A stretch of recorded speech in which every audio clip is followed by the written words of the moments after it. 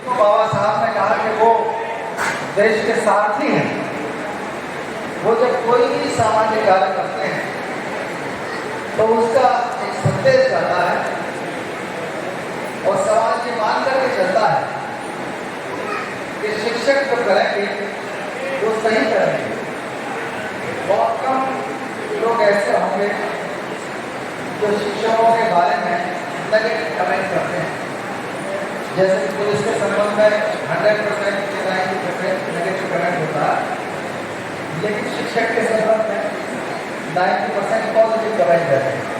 तो मैं बधाई दूंगा बुलंदशहर की इस टीम को कि वो अपना इस सामाजिक जागरूकता के कार्यक्रम, अपने सांस्कृतिक जागरूकता के, शैक्षिक जागरूकता के कार्यक्रम को बनाए रखें, इस उत्साह को बनाए रखें और आगे दिन दूनी रात उनके अग्रसर हों।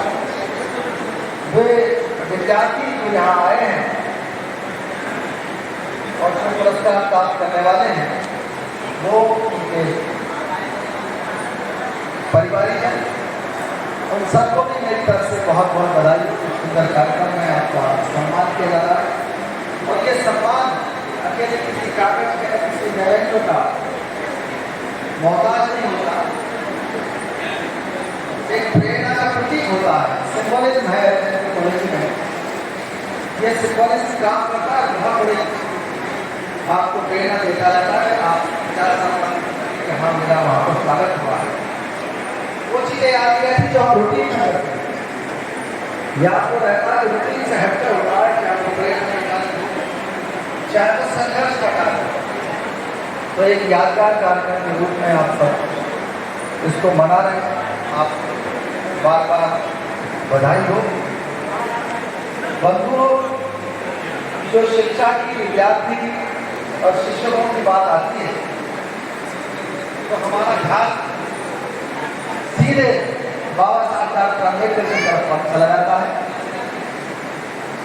शिक्षा के क्षेत्र में आगे बढ़ने के बहुत से बहाने हैं और शिक्षा के क्षेत्र में, कंपटीशन के क्षेत्र में न जाने के बहुत से बहाने। जो लोग शिक्षा के क्षेत्र में आगे बढ़ करके आए उन्होंने कभी गर्मी, बरसात, दूरी, अभाव, बहुत सारी समस्याएं झेल करके आगे आए। उनमें कोई ऐसा नहीं होगा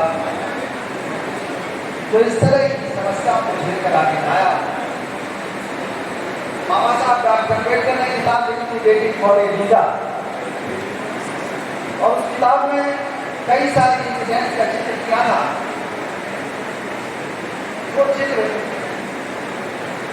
बहुत लंबा है, लेकिन उसका सार ये है कि हमको अपने उद्देश्य पर ध्यान देना है। रास्ते में बहुत से लोग ऐसे ही करने वाले मिलेंगे, बहुत से लोग गाली देने वाले मिलेंगे, बहुत से निरुत्साहित करने वाले मिलेंगे, उस पर ध्यान न दे सकेंगे। शिक्षा का क्षेत्र इसलिए चुना जाता है कि इससे ज्यादा आसान काम दुनिया में। आपको तुलना करके देखना, एक मजदूर किस तरह से हथौड़े से लोहा हो चाहे पत्थर हो उस पर काम करता है। एक जीवन साथी पत्नी के रूप में महिला काम करती है, उसको भी पर्याप्त नहीं मिलता। लेकिन शिक्षा के क्षेत्र में एक कमरे में या एक कमरे के एक कोने में बैठ करके आप अपने जीवन को इस हद तक बदल सकते हैं कि वो पूरी दुनिया की किसी भी पद की प्राप्ति में सहायक होता है। इतना आसान काम है। बाबा साहब डॉक्टर अम्बेडकर की जब बात शुरू होती है तो आपको समझना पड़ेगा कि आखिर उनसे मोटी मोटी या प्रारंभिक रूप में कौन सी प्रेरणा मिलता है। उन्होंने व्यक्ति को श्रेष्ठ बनाने के लिए दो पैमाने दिए, बौद्धिकता और गंभीरता। अगर श्रेष्ठ बनना है और अगर महानता की ओर अग्रसर करना है तो आपको समाज के चरित्र पर एक स्थायी ध्यान करना है। बाबा साहब को इस देश के अंदर प्रैग्मेटिज्म का स्थान शिक्षा के सिलेबस में सबसे ज्यादा है। दुनिया के अंदर प्रैग्मेटिज्म बहुत से विद्वानों ने लगभग 19th सेंचुरी में शुरू किया। इसमें बाबा साहब के गुरु जॉन डीवे प्रमुख थे और इंडिया के अंदर तो प्रैग्मेटिज्म बाबा साहब की ही रहे, इसका विकास बाबा साहब के साथ साथ। प्रैग्मेटिज्म का अर्थ है कि आप जो पढ़ें, जो कार्य करें, जो उपलब्धि करें, उसका सदुपयोग अपने चारों ओर के वातावरण, अपने परिवार, अपने समाज, अपनी अर्थव्यवस्था, सभी चीजों में उस उपलब्धि का और उस शिक्षा का सदुपयोग करें। प्रैग्मेटिक अप्रोच ऐसी शिक्षा जो व्यक्ति के काम में आकर के कभी मोक्ष की बात करे, कभी चमत्कार की बात करे, उस शिक्षा का प्रैग्मेटिज्म से कोई मतलब नहीं। भगवान बुद्ध ने शिक्षा के लिए मेडिटेशन यानी विपश्यना के साथ साथ कुछ और बिंदु दिए। उन बिंदुओं में शामिल किया गया कि आपको अध्ययन भी करना है, आपको भ्रमण भी करना है और आपको नैतिकता और विजडम का विकास भी करना है। बिना विजडम का विकास किए हुए आपका व्यक्तित्व पूर्ण नहीं होता। कालांश सूत्र उन्होंने साफ साफ स्वतंत्रता की पूरी दुनिया में कि अगर समस्याएं सामने आए और उसके सॉल्यूशन सामने आए, तथ्य सामने आए, तो कौन से तथ्य को माने। ये शिक्षक के सामने बहुत बड़ा सॉल्यूशन है कालांश। वो सॉल्यूशन बताता कि नहीं, जो किताब में लिखा है वो ही सत्य है। जो टीचर ने बताया अकेले वही सत्य नहीं है। जो कोई तर्कवान व्यक्ति बता रहा है, जोर जोर से चिल्ला करके कोई राजा बता रहा है, कोई इतिहास बता रहा है, कोई आकर्षण करके बता रहा है, सही सत्य वही है, सही सत्य वही है जो अनुभवों के ऊपर आता है, जो श्रेष्ठ जनों के द्वारा अनुभव किया गया हो, माना गया हो, उसको प्रशंसित किया गया हो, वही आपको अपनाना है। ये बात, ये पैमाना न सिर्फ शिक्षक को, ये पैमाना हर विद्यार्थी समझना होगा। आखिर ऐसी शिक्षा का विकास इस देश में क्यों नहीं हो पाया? सब लोग सुन पा रहे हैं? मैं थोड़ा सा गंभीर बातें करता हूँ, थोड़ा ज्यादा ध्यान देने की जरूरत है। अंदर प्रैग्मेटिक एजुकेशन का विकास क्यों नहीं हो पाया? विकास इसलिए नहीं हुआ कि यहाँ पर धर्म के ठेकेदारों ने एक कंसेप्ट बनाया, विलेज कंसेप्ट। विलेज कंसेप्ट जो ज्ञान का सबसे बड़ा स्रोत है, भ्रमण करना, पर्यटन करना, दूसरों से सीखना, दूसरों को सिखाकर के आना, उस पर बैन लगाता है विलेज। और दूसरी संस्कृतियों को अपने से कम तरह आंकने की नहीं देता,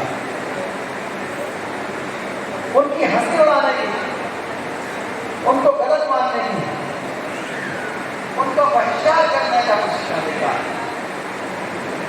उनको कोई सहयोग मत करो। अगर वो बाहर चले गए तो जब वापस आएंगे तो उनका शुद्धिकरण करो। शुद्धिकरण कैसे किया जाता है, ये एक अलग टॉपिक है। विचरण नहीं चाहते हैं, शिक्षा बन पाते हैं। पूरी तरह से विलेज कंसेप्ट में उसको इस हद तक प्रैग्मेटिक अप्रोच को खत्म किया कि जब अकबरों ने इस देश के अंदर आया तो 11वीं शताब्दी में, तो उसने ये हाल देखा और लिखा अपनी किताब में कि यहाँ के लोग ये समझते हैं कि इनके जैसे राजा नहीं, इनके जैसे वैज्ञानिक नहीं,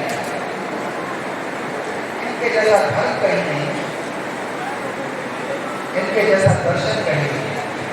ये बहुत इंटेलिजेंट तो है लेकिन हठी कुछ सीखना नहीं चाहते, कुछ सीखना नहीं चाहते। उनको डर था कि कहीं बाहर से आकर लोग यहाँ ये ना बताने लगे बाहर वाली व्यवस्था नहीं, बाहर महिलाओं को गुलाम नहीं बनाया जाता, बाहर छुआछूत नहीं है, बाहर इस तरह का अत्याचार नहीं होता, लोगों को असुरक्षा की भावना हो कि अगर हम बाहर गए तो सीखा है यहाँ बता दिया तो जो लोग चाहते थे अपना व्यापार करके आते थे, अपने व्यापारियों से मिले और कुछ नहीं करते। बाहर से जो आक्रांता आए उनको लगा कि यहाँ और व्यवस्था में हाथ पर डालना कहीं ऐसा ना हो कि दिक्कत शक आए, हूण आए, कुशाण आए, तुर्क आए, तुगलक आए, पुर्तगाली आए, डच आए, अंग्रेज आए। अंग्रेजों के जमाने में इंडिया आ गया, प्रेस का विकास हुआ, लोगों ने समस्याओं को समझा, कुछ लोग विदेश पढ़ने चले गए, ज्योतिबा फुले, सावित्रीबाई फुले जैसे लोग आगे आए और एक 1813 के चार्ट एक्ट का लाभ हुआ। उस चार्ट एक्ट में बताया गया कि हाँ, यहाँ के लोगों को शिक्षित किया जाए, उसके लिए पैसा अलग से दो। उससे पहले शिक्षा का उद्देश्य होता कि आदमी और ईश्वर के बीच के संबंध को कैसे रेगुलेट किया जाए, इसको बताना उद्देश्य था। लेकिन लॉर्ड वेलिंगटन मेघालय ने जिसकी बुराई के यहाँ पे शिक्षा में अब तो बताना चाह रहा हूँ, इसको चाहो तो नोट कर लेना या याद कर लेना। मेघालय की शिक्षा नीति को पानी की नीति करके गाली देते हैं। मेघालय में बहुत बड़ा मेघालय का अगर एक स्टेटमेंट सुन ले जो हाउस ऑफ कॉमन्स में इंग्लैंड में उसने बोला था, वो स्टेटमेंट ये था कि जो शिक्षा हम भारत में इंट्रोड्यूस कराना चाहते हैं, वो शिक्षा के बाद ये संभव है कि भारत के लोग हमारे यहाँ की तरह संस्थाओं का की मांग करेंगे, वो सुप्रीम कोर्ट की मांग करेंगे, वो लोकल सेल्फ गवर्नमेंट की मांग करेंगे, वो राइट टू वोट की मांग करेंगे, बहुत सारी चीजों की मांग करेंगे जो हमारे पास है। लेकिन अगर ऐसा कभी हुआ in due course of time, तो जो भारत विदेश है, ब्रिटिश है, वो ब्रिटिश साम्राज्य के लिए एक बहुत बड़े गौरव का दिन होता है। एक तो वो सोच जो पढ़ाई लिखाई को सीमित करती है अपने परिवार बिरादरी के अंदर, और एक वो सोच जो सात समंदर पार भाषा देता है कि वो दिन गर्व का दिन होगा जिस दिन इस देश के लोग उसी तरह की संस्थाएं मानेंगे जो संस्थाएं के पास। उस व्यक्ति को गाली देने वाले लोग कितने ज्यादा हठी हैं और कितने ज्यादा भ्रष्ट है मानसिकता की। और ये भ्रष्ट मानसिकता उनकी जहां वे जिस भी संस्था में चली बैठे वो दिखाई देती है कि वो आज देश को वर्ण व्यवस्था को पुनर्स्थापित करना चाहते हैं। चाहे वो टीचर हो, चाहे पुलिस में हो, चाहे किसी भी नौकरी, किसी भी संस्था में, किसी भी पद पर बैठे। लोकतंत्र की स्थापना हुई, संविधानवाद आया, संविधान के आरोप में बहुत से अधिकार मिले, लेकिन दूसरी जो उनके अधिकारों को कुठाराघात करने का जो गगन का वो लगातार जारी है करें, कोई अखबार कोई महिला नहीं जाना चाहते लोग, तो संघर्ष न करना पड़ा। शिक्षा का जो उद्देश्य था कि हम इस देश को करना विहीन करेंगे, इस देश को सामुदायिकता विहीन करेंगे, इस देश के अंदर बढ़ावी आएगी, समाज बनेगा, जो खुद से शुरू हुआ। बाबा साहब का लिखित रूप दिया, इसके खिलाफ बार बार एक्सपेरिमेंट करते हैं लोग। रोज परीक्षा करनी पड़ती है हमें। पूरी दुनिया के अंदर कोई आतंकवादी घटनाओं की संख्या इतनी नहीं है जितनी इस देश के अंदर 126 घटना है। कोई रिकॉर्ड नहीं है, इसके रिकॉर्ड 126 घटना पूरे साल में। क्या जातिवाद से बड़ा आतंकवाद है? क्या हम शिक्षा के उद्देश्य को पूरा कर पाए? जो एम्पावरमेंट है, कुछ उन लोगों की भी गलती है जो कमजोर समाज से निकल करके आते हैं। सशक्तिकरण को ठीक से समझ ही नहीं पाते क्या है सशक्तिकरण। मैं बहुत बार शिक्षा केंद्रों में जाकर कहता हूँ कि अपने विद्यार्थियों को बताएं, मैं चाहता भी हूँ कि हमारे विद्यार्थी सामने से आवाज लगाएं कि हम हिंदी में आपका भाषण नहीं सुनेंगे, हम अंग्रेजी में आपका भाषण सुनेंगे, लेकिन ये आवाज क्रिश्चियंस के मॉन्टेसरी स्कूल में तो आती है, हमारे डिग्री कॉलेज में क्यों नहीं आती? हमारी यूनिवर्सिटी में क्यों नहीं आती? मैं BHU में इंग्लिश डिपार्टमेंट में इंग्लिश में स्पीच दे रहा था, पीछे से इंग्लिश के प्रोफेसर आए, उन्होंने थोड़ा सा हिंदी में बोला। इससे बड़ी शर्म की बात है? जब आप गणित पढ़ सकते हैं, आप हिंदी संस्कृत सब पढ़ सकते हैं, तो आज एम्पावरमेंट के लिए कौन सी एजुकेशन नहीं है? आज स्टेम एजुकेशन का जमाना है। आप शिक्षक हैं और आपके साथ विद्यार्थी बैठे हैं, उनके माँ बाप भी बैठे हैं, तीनों को समझाऊंगा। पहले stem education, science, technology, engineering, mathematics, law, अंग्रेजी, टेक्नोलॉजी, ये शिक्षाएं, इकोनॉमिक्स जैसी शिक्षा ये आपको लेना है। बाकी आंचलिक भाषाओं में अगर बाद में करते रहना, लेकिन अगर आपने इंस्ट्रूमेंटल एजुकेशन नहीं ली तो निश्चित रूप से वो जो 126 ज्यादा करती होगी। जिस दिन आप पत्रकारिता पढ़ लेते हैं, जिस दिन आप वकील हो जाते हैं, उस दिन किसी की जरूरत नहीं होती कि आपके खिलाफ आप सता कर देखें। हमने तो अभियान चलवा कर एक परिवार में एक वकील IAS IPS रिटायर हो जाएंगे, वकील रिटायर नहीं होता। वकील एम्पावरमेंट का बहुत बड़ा शोध है, बहुत बड़ा साधन है। हमारे परिवारों को, शिक्षकों को आपस में एक दूसरे में सहयोग करना होगा। हमारे पास बहुत बड़ी परंपराएं हैं और बहुत से अनुभव है। आप लेकिन उन अनुभवों को नहीं देख करके चमत्कार और कोई भी परिवार, मैं चाहे अपने गांव के कई लोग बैठे हैं, दुकान में बैठे हैं, बिजनेस में बैठे हैं, ये वो लोग हैं जिन्होंने पंचशील का पालन किया था और शिक्षा अर्जित की। 6-7 विषय में कर रखा है। 250-300 मेरे छोटे से गाँव को है जो LLB किए हुए हैं।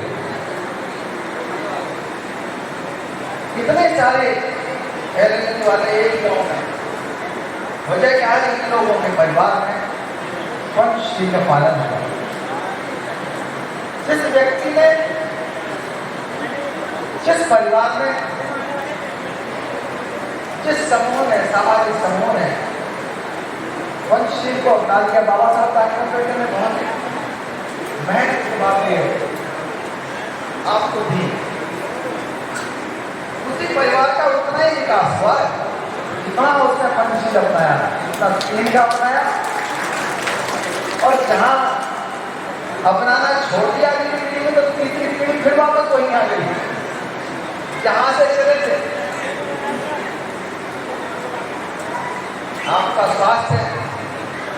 स्वास्थ्य के प्रति जागरूकता तो शिक्षा से आएगी। अंतरराष्ट्रीय स्तर पर खोजें होंगी, अभिषेक बनर्जी के बारे में ने खोज की, और यहाँ तक खोज की कि शिक्षा के क्षेत्र में और कमाई के क्षेत्र में वही लोग आगे आए जिन्होंने स्वास्थ्य की शिक्षा ली। ह्यूमन डेवलपमेंट इंडेक्स में वही आगे आए जिनके हेल्थ की ये स्वास्थ्य की शिक्षा भी आपको स्कूलों में हम माँ बाप नहीं पढ़ेंगे बच्चों को, ये नहीं कि बच्चों को लगातार तनाव दिए जाते हैं। आपके परिवार के अंदर लोग देखते हैं कि कौन से आयु पर मना रहे हैं, कौन से आयु पर अपनाएगा। भगवान बुद्ध हो, बाबा साहब जो अपने सावित्रीबाई फुले, ये सब ऐसे आइकॉन हैं जो ऐतिहासिक आइकॉन है। और आप अगर आदर्श उन आइकॉन को बनाते हैं जिन आइकॉन में कभी कोई डिग्री नहीं है, जिनका इतिहास में कोई नाम नहीं है, ऐसे आइकॉन से आपको क्या प्रेरणा है।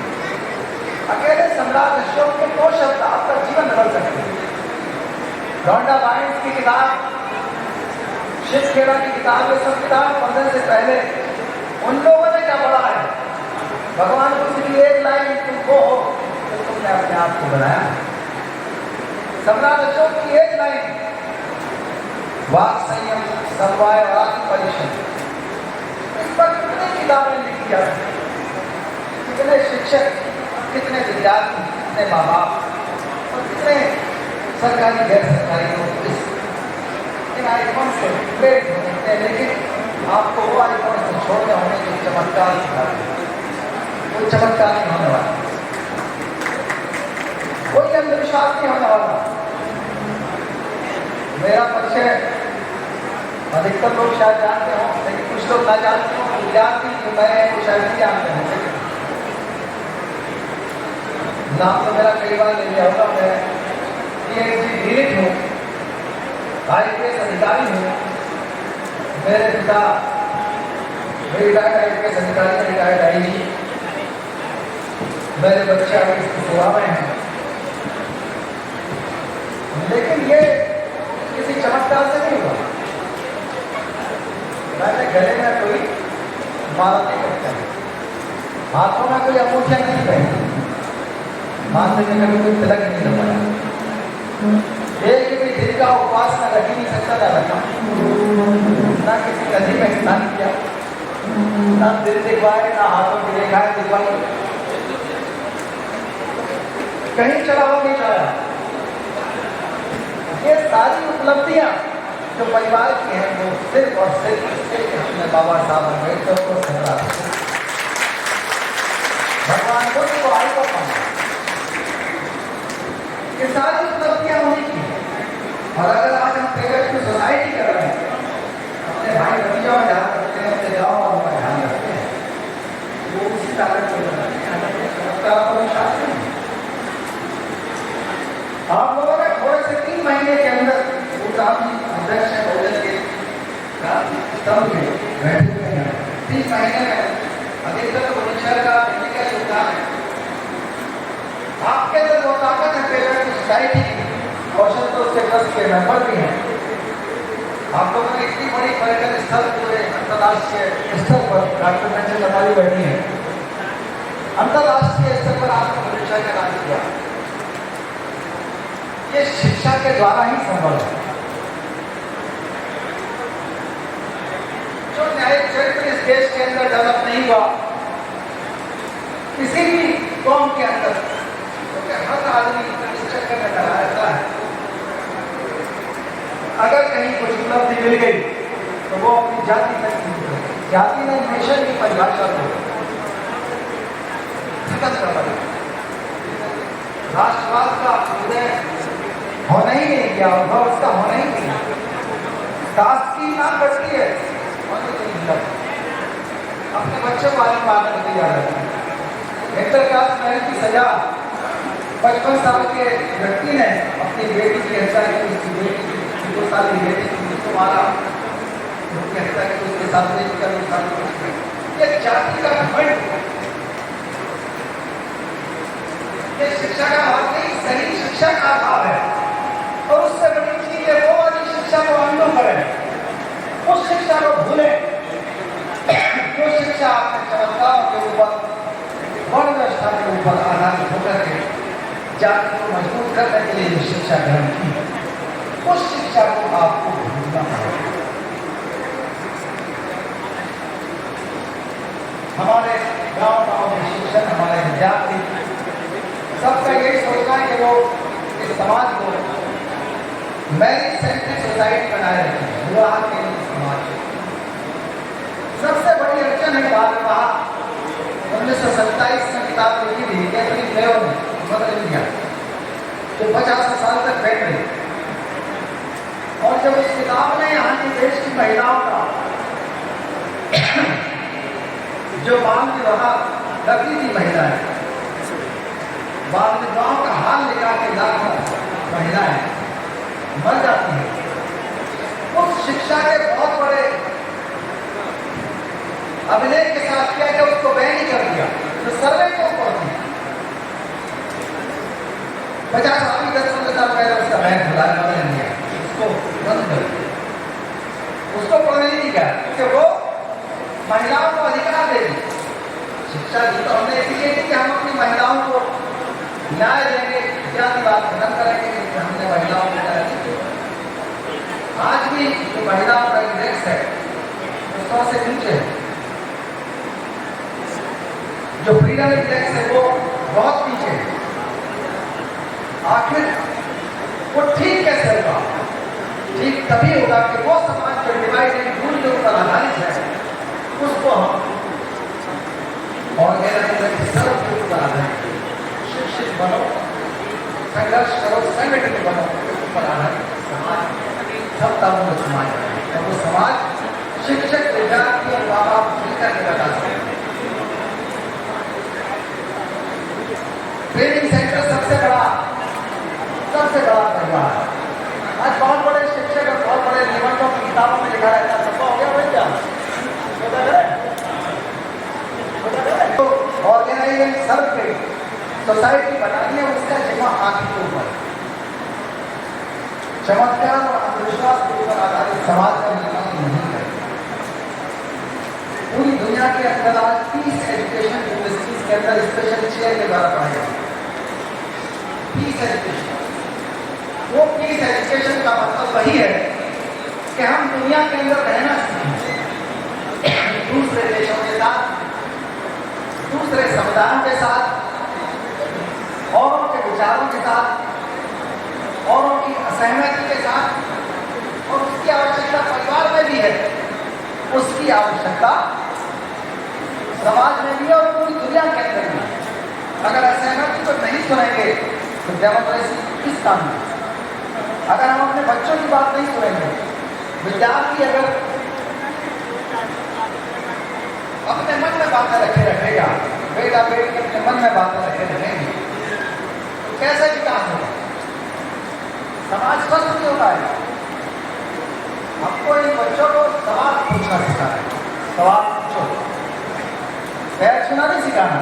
पैर छूने वालों में कोई क्रांति नहीं की दुनिया में, ना छुआने वाला नहीं है।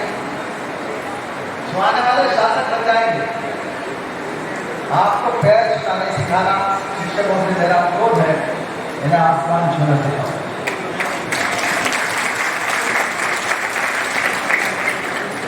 सवाल पूछा सिखाओ। आज जो आपका विकार है, सामाजिक न्याय का अधिकार, उसको बचाने का जिम्मा सब पढ़े लिखे लोगों को करा है।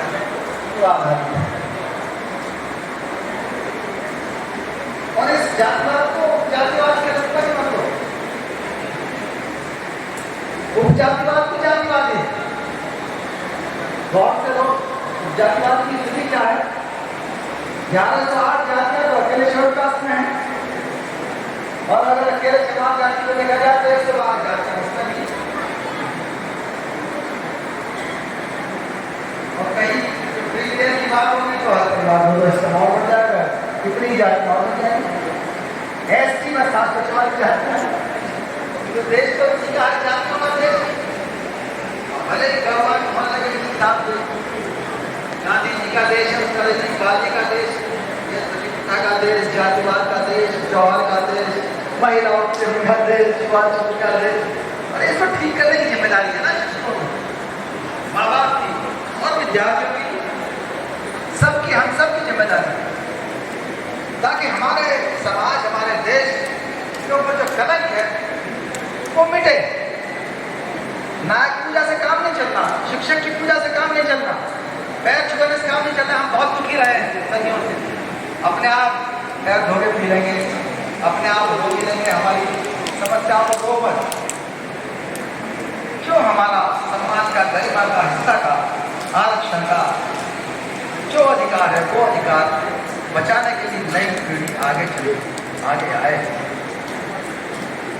आज विद्यार्थियों को सिखाना है कि डॉक्टर लौरा जौना बहुत बड़ी साइकोलॉजिस्ट रही है, उनका कहना है विद्यार्थियों को 20 स्किल्स सिखाइए, अपने आप को कैसे ऑर्गेनाइज करें, अपने समय को, अपने संसाधनों को, अपनी ऊर्जा को कैसे ऑर्गेनाइज करें,